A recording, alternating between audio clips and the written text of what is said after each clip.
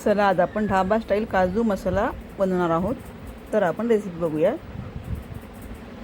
तर इथे मी 10-12 काजू गरम पाण्यात भिजू घालून त्याची प्युरी बनवून घेतली आहे। एकदम फाईन अशी पेस्ट बनवून घ्यायची आपल्याला। 3 ते 4 टोमॅटो चिरून त्याची पण फाईन अशी पेस्ट बनवून घ्यायची आहे आपल्याला।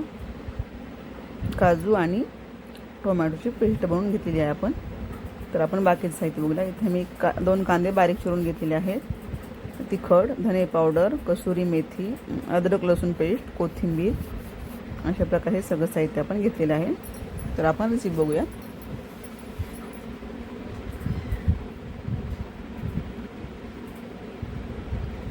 आता आपण कढईमध्ये तेल टाकून घेऊया।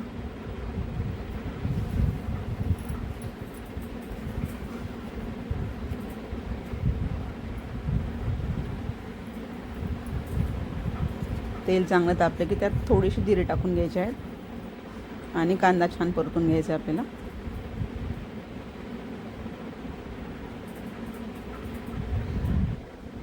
कांदा व्यवस्थित असा लालसर झाला की आपण त्यामध्ये अद्रक लसूण पेस्ट टाकून घेणार आहोत। अद्रक लसूण आणि हिरवी मिरची अशी पेस्ट बनवली आहे, याची पेस्ट टाकून घ्यायची आहे। नंतर टोमॅटोची प्युरी आपण टाकून छान व्यवस्थित परतून घेणार आहोत। टोमॅटोची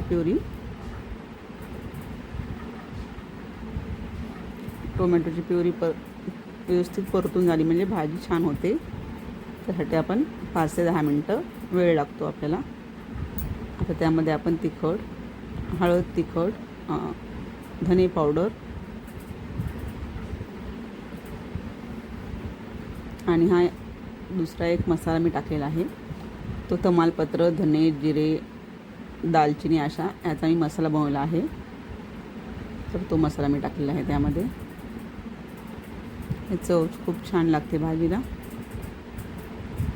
आता आपण ह्यामध्ये थोडीशी कसुरी मेथी टाकून घेणार आहोत।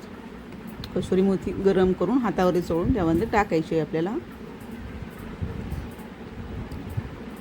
टोमॅटोच्या प्युरीला छान असं तेल सुटेपर्यंत आपल्याला छान परतून घ्यायची आहे। त्यानंतर आपण काजूची प्युरी टाकणार आहोत। टोमॅटो छान व्यवस्थित परतून झाल्यानंतर आपण काजूची प्युरी टाकून घेणार आहोत। काजूची प्युरी लगेच नाही टाकायची।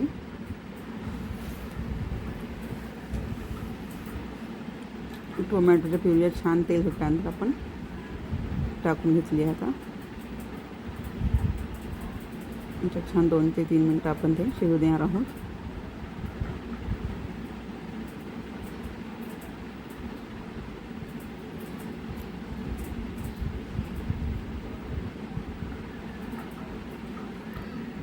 अशा प्रकारे छान भाजी आपली शिजलेली आहे। आता अगदी थोडंसं पाणी आपण त्यामध्ये ॲड करणार आहोत। आता आपण यामध्ये फ्रेश क्रीम ॲड करून घेणार आहोत। थोडीशी फ्रेश क्रीम आपण टाकलेली आहे, त्यामुळे भाजी एकदम छान लागते, ढाबा स्टाईल लागते। आता वरतून कोथिंबीर टाकून सगळ्यात शेवटी आपण थोडेसे वरतून काजू टाकणार आहोत आणि तयार आहे आपली ढाबा स्टाईल काजू मसाला।